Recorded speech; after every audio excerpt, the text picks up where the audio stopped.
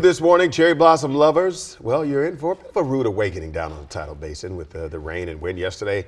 We told you it could bring some big problems for the cherry blossoms. You know, but the trees are still so beautiful in other spots. Whole And the whole area. You have lots of and options. looking around, right. But the damage was done to a lot of those trees down there because of our stormy weather last evening. Jacqueline Quinn went down to the Tidal Basin to check out the trees, which did just hit peak bloom this past Friday. Yeah, we still see all that pink, gorgeous beauty down there, but some of those trees were definitely hit hard.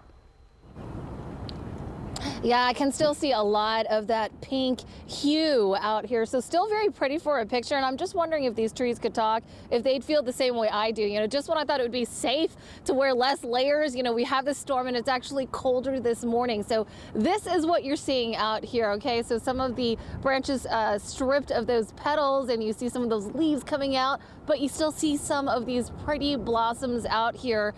Now, I do wonder with the colder weather, could this help maybe preserve some of these blooms? So I'm going to ask Mike Litters with our National Park Service. Tell us a little bit about these trees. Are they enjoying this weather, or did we see a lot of the petals come down because of that storm? Yeah, I mean, these cooler temps are about 24 hours too late. Cooler temperatures will generally help keep the blossoms on longer.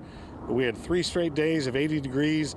We had heavy rains and high winds last night, and a bunch of the petals came down. Cooler temps next couple days will keep it from accelerating too fast. But another couple of days of 70s and 80s at the end of the week, we are past peak bloom at this point. Yeah, that's right. Still very pretty though. And you also said that this year is about 10 days later than last year, which is pretty good, right? Because our Cherry Blossom Festival kicked off and gave people an opportunity to really see the trees. Yep, temperature is what drives flowering trees to blossom. Last year was, I think, the 3rd warmest winter on record. Not surprising that we had one of the earliest peak blooms ever on March 17th. This year, a little more seasonal winter. Peak bloom hit about 10 days later, just as the National Cherry Blossom Festival was kicking off. Yeah, that's pretty cool. Now, we also say that that's kind of the fun of it, coming out here to catch something that is elusive. And we still have a number of events with the Cherry Blossom Festival for the next couple of weeks. The run this weekend, the parade the following weekend. Tell us a little bit about what people need to know if they're coming out here. Yeah, you know, one of the things that makes the Cherry Blossom Festival so magical is you don't know when they're going to come out and you don't know how long the trees are going to stay in bloom. Last year we hit peak bloom, temperatures went down to the 50s and stayed there. We had 2 weeks last year. This year is just a matter of 4 or 5 days. But lots of events still going on. We have the ceremonial lighting of the Japanese stone lantern coming up this Sunday afternoon. As you mentioned, the parade the following Saturday on, I think that's the 12th.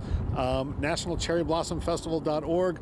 Full list of all the events from now to the end of the festival. Thank you so much, Mike. And I will tell you, you know, you are seeing some people come out here this morning. They certainly waited.